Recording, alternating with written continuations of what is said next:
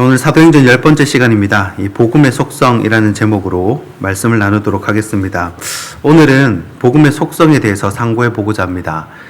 이 복음이라고 함은 예수 그리스도의 죽으심과 부활을 말하는 것입니다. 나의 죄를 대신해서 죽으신 것, 그리고 영원한 생명을 주시기 위해서 이 부활의 첫 열매가 되셔서 다시 살아나신 것, 이것이 복음입니다. 이 사도행전은 이 복음이 이 땅에 그리고 이방 땅에 퍼져나가는 모습을 보여줍니다.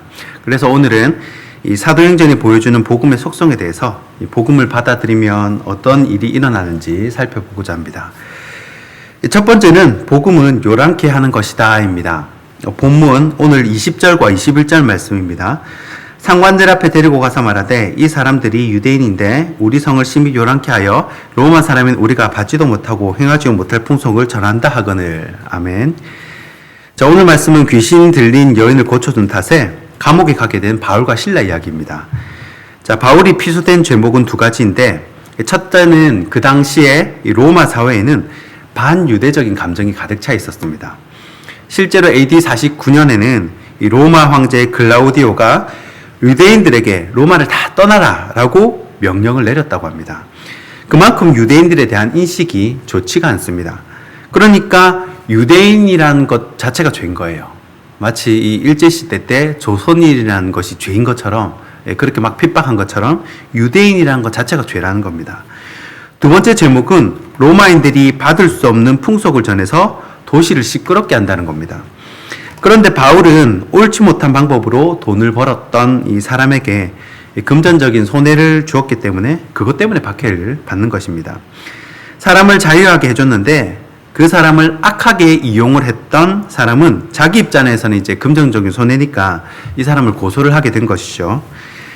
복음이 들어가서 귀신 들린 여종이 자유를 얻게 되었는데 그 여종의 주인에게는 여종의 생명이 아니라 돈에 더 관심이 있었습니다. 그러니 복음을 받아들인 크리스천과 세상 사람들은 가치관이 충돌이 될 수밖에 없습니다. 자, 로마의 가치관과 하나님의 가치관이 같을 수가 없다는 것이죠. 우리가 사는 자본주의의 가치관과 또 성경의 가치관이 같을 수가 없다는 거예요. 다를 수밖에 없다는 겁니다. 이 유튜브에 자본주의 강의를 한 번씩 들어보면요, 어떻게 설명을 해주냐면, 이 커피값, 점심값, 차비 이런 거를 한 푼이라도 아껴서 요거를 투자를 하라 그럽니다. 어디 주식하고 펀드하고 투자를 하라 그래요. 자산을 많이 쌓는 것이 성공한 사람이라는 겁니다. 자산을 많이 쌓아야 사람들이 인정을 해주고 또 노후가 안정이 된다는 거죠. 그런데 성경의 가치관은 밭에 모퉁이는 베면 안 됩니다. 이 고아와 객과 가부를 위해서 남겨두어야 합니다. 이 주는 자가 부하게 되고 또 지나치게 아껴도 가난하게 될 뿐이다 라고 성경은 이야기를 합니다. 이 복음이 들어오면요, 가치가 이렇게 충돌을 하게 됩니다. 맞지가 않아요. 이 철로역정에 보면 주인공 크리스천이 복음을 듣고 세상의 가치관대로 사는 것에 대해서 굉장히 갈등을 느낍니다. 마음을 굉장히 힘들어해요. 이렇게 사는 게 아닌데, 이렇게 사는 게 아닌데. 그리고 결국은 이 가족까지 등지고 이 시온을 향해 떠나게 됩니다. 그렇기 때문에 우리 역시 이 선택을 해야 할 때가 있다는 것입니다. 비록 진리의 세계는 못 봐도 내세의 구원은 받지 못해도 이 땅에서의 충돌은 피하면서 남들과 같이 넓은 길을 선택할지 아니면 진리를 위해서 비록 억울하고 손해보고 희생을 해야 하는 이 좁은 길을 갈 건지는 본인이 선택을 해야 한다는 것입니다. 그 선택이 복음의 시작이 되기 때문입니다. 자, 두 번째는 복음은 옥중에서도 찬송케 하는 것이다 입니다. 본문 25절 말씀입니다. 한밤중에 바울과 실라가 기도하고 하나님을 찬송하며 죄수들이 듣더라. 아멘. 여러분 중 혹시 감옥에 가보신 분이 계십니까? 아니면 감옥 말고 혹시 경찰서에 가보신 분이 계십니까? 일평생 이 경찰서와 감옥은 전도하는 일 외에는 갈 일이 없기를 축복합니다. 저는 경찰로 군복무를 대체하는 의무경찰 생활을 2년을 했습니다. 중구 지역, 남포동에 있는 그 중구 지역에서 활동을 했는데, 저는 본서에서 일을 했기 때문에 본서 원래 경찰서가 있고 이렇게 이렇게 훈련시키는 그런 데가 있습니다. 본서에서 일을 했기 때문에 여러 가지 풍경들을 많이 볼 기회가 많았습니다. 그런데 온 사람들, 경찰서에 온 사람들은요, 하나같이 억울한 사람들입니다. 예, 화가 난 사람들이에요. 얼굴에 걱정, 의심이 가득 가지고 온 사람들입니다. 경찰서에 오고 감옥 오는데 기뻐하고 감사하고 온 사람은 한 사람도 보지 못했습니다. 예, 경찰서에 간다는 것은 내 삶에 기가 막힌 일이 일어났기 때문에 가는 거예요. 그런데 어떻게 기도하고 찬양을 할 수가 있겠습니까? 진짜 복음을 믿기 때문에 그렇습니다. 진짜 믿는 사람은요, 그 열매로 그 사람을 알 수가 있습니다. 아, 저 사람은 진짜 믿는 사람이야. 진짜 예수쟁이야. 어떻게 알 수 있습니까? 열매를 알 수 있다고 예수님은 마태복음 7장 16절에 말씀을 하고 있습니다. 자, 그러면 복음을 받아들인 사람의 열매는, 성령을 받은 사람의 열매는 어떤 열매일까? 어떤 삶의 무엇으로 이게 표징이 될까? 방언, 통역, 신유, 쓰러짐, 금리빨, 금가루, 이런 것이 아닙니다. 진짜 이 믿는 사람, 성령을 받은 사람의 특징이 이겁니다. 사랑, 희락, 화평, 오래 참음, 자비, 양선, 충선, 온유, 절제. 이것이 바로 성령의 9가지 열매입니다. 향나무는 어디를 갖다 놔도 향을 풍긴다고 합니다. 저와 여러분 모두가 어딜 갖다 놔도 이 찬양과 기도가 넘치는 복음 충만한 성도들이 되길 축원합니다.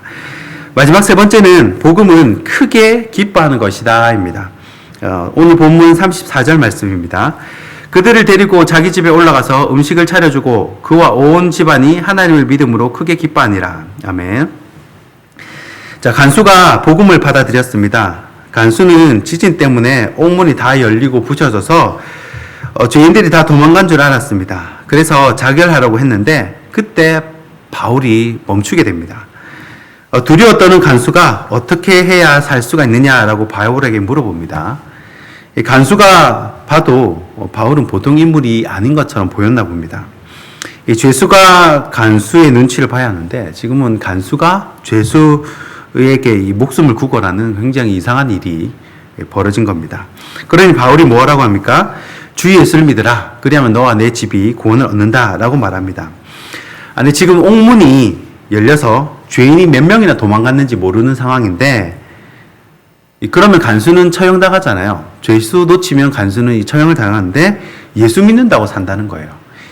이게 말이 안 돼. 상식이 맞지 않는다는 겁니다. 죄수는 이미 놓친 사람 놓치고 도망갔는데 어떻게 예수 믿는다고 이 죄가 면책이 되고 용서를 받을 수 있겠습니까? 다 도망가 버렸는데. 간혹 예수를 믿어도 좀 심하게 믿는다라는 사람들을 보면요, 참 이상해요. 슬퍼해야 할 사람인데 항상 기쁘게 살고, 또 가난한 자 같은데 많이 가진 자처럼 살고, 아무것도 가진 것이 없는데 모든 것을 소유한 자처럼 살아간다는 겁니다. 이 세상 사람들이 사도 바울을 봤을 때 그랬다는 거예요. 그러니 사도 바울이 고린도후서 6장 10절에 이렇게 기록을 한 겁니다. 이 크리스천들은 실제로 이루어진 것처럼, 이루어지지 않아도 이루어진 것처럼 믿고 기뻐하고 감사하더라라는 겁니다. 죄인들이 많이 도망갔을 텐데 예수 믿는다고 그 죄가 탕감받을 수 있을까? 결론적으로 그 간수는 이 죄를 다 면제받게 되었습니다. 왜 그렇습니까?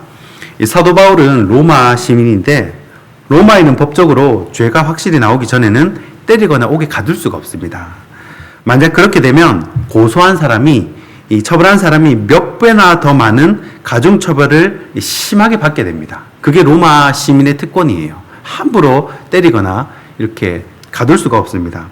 그러니 상부에서는 옥문이 부서지고 깨진 것이 문제가 아니라 로마인을 먼저 때리고 옥에 가뒀으니까 이 사람이 만약에 상소라도 한다면, 나중에 그 간수가 보고했다라고 성경에 나오거든요. 상부에 보고했다라는 내용이 나오는데, 만약에 이 바울과 실라가 상소라도 했다면 자기들이 오히려 더 큰 처벌을 받게 되는 겁니다.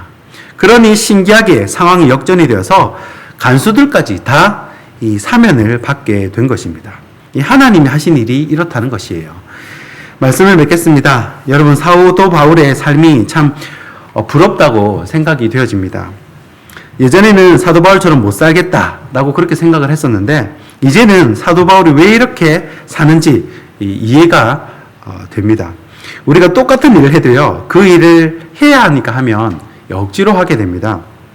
그런데 사랑하는 여자친구가 부탁을 하면, 사랑하는 내 자식이 부탁을 하면요, 아무리 힘든 일도요, 힘든 일처럼 별로 생각되지 않습니다. 그 사랑하는 사람을 위해서 해요. 끝까지 합니다. 이 사도 바울은 진짜 예수님을 사랑하는 진짜 예수쟁입니다. 사랑하니까 힘든 사역도 그렇게 힘들게 느껴지지 않더라라는 겁니다. 여러분, 지금 3층하고 4층하고 장소를 이동한다고 계속 분주한 하루하루를 보내고 있습니다. 하루 종일 여기저기 인터넷에 올리고 전화하고 물건을 보여주고 옮기고 다니고 사람을 모으고 조율하고 설득하고 또 허락을 받고, 그러다가 어제 저녁에 말씀을 보는데 성경 말씀이 하나도 눈에 들어오지가 않아요, 내용이. 근데 제가 이런 생각을 해봤습니다. 만약에 이게 내 집이라면 이렇게 하겠냐라는 생각을 했어요. 만약에 이게 내 집이라면 하나님이 보고 계시다는데 이 처삼촌 볼초하듯이 그렇게 하겠냐는 겁니다. 이 담임 목사님과 어제 여기 보시면 불평 없이 살아보기 이 현수막을 함께 달았습니다. 이 불평 없이 살려면요, 이 복음이 내 안에 차 있어야 합니다. 저와 여러분 모두가 예수를 더 사랑하기에 몸부림치고 또 충돌할지언정 좁은 길을 선택하는 저와 여러분이 되길 주님의 이름으로 축원하고 축복합니다. 기도하겠습니다. 주님, 바울과 실라가